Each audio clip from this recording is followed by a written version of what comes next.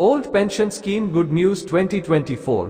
कर्मचारियों के लिए बड़ी खुशखबरी, सबको मिलेगा पूरी पेंशन का पैसा। जाने पूरी खबर। ओल्ड पेंशन स्कीम के बारे में तो आप जानते ही होंगे। पहले सरकारी कर्मचारियों को सरकार की ओर से रिटायरमेंट के बाद सैलरी के आधार पर पेंशन दी जाती थी।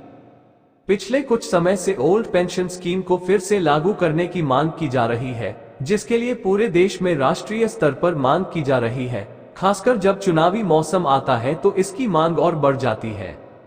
देश में चुनावी माहौल बनते ही पुरानी योजनाओं पर भी मांगे शुरू हो जाती हैं। इन्हीं मांगों में से एक है ओल्ड पेंशन स्कीम योजना, जिससे कई दलों के वोट बढ़ते हैं। सरकारी कर्मचारी भी पुरानी पेंशन स्कीम की मांग को लेकर गंभीर है, जिसे देखकर सरकार पुरानी पेंशन स्कीम को फिर से वापस ला सकती है।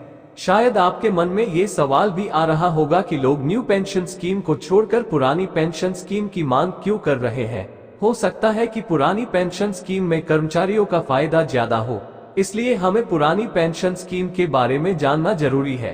कर्मचारियों की ओल्ड पेंशन योजना को लेकर केंद्र सरकार ने साफ किया रास्ता।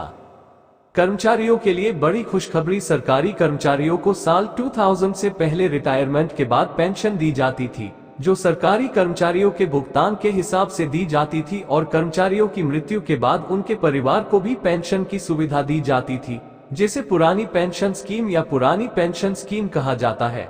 कर्मचारी भी ऐसा कर रहे हैं। अगर किसी सरकारी कर्मचारी की सैलरी 20,000 है तो उसे उसकी सैलरी का आधा यानी 10,000 पेंशन राशि के रूप में दिया जाएगा।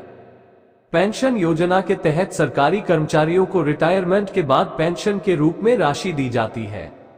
ओल्ड पेंशन स्कीम के तहत अगर सरकारी कर्मचारी की रिटायरमेंट के बाद मौत हो जाती है तो उसके परिवार को पेंशन की राशि दी जाती थी। ओल्ड पेंशन स्कीम के तहत सरकारी कर्मचारियों को सेवानिवृत्ति के बाद पेंशन के रूप में उनके वेतन का 50% प्रदान किया जाता था। पुरानी पेंशन स्कीम में सरकारी कर्मचारी की सैलरी नहीं काटी जाती है।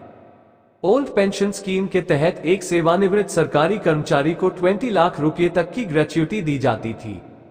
आरबीआई का मानना है कि अगर पुरानी पेंशन स्कीम को फिर से लागू किया जाता है तो ये पीछे नहीं जाएगी बल्कि पीछे की ओर जाएगी। ओल्ड पेंशन स्कीम के बारे में आरबीआई ने कहा है कि अगर यह योजना लागू होती है तो राज्य की आर्थिक स्थिति भी प्रभावित होगी, जिससे विकास कार्यों में बाधा आ सकती है। न्यूज 2023। आज सुप्रीम कोर्ट का फैसला, जाने क्या है पूरी जानकारी।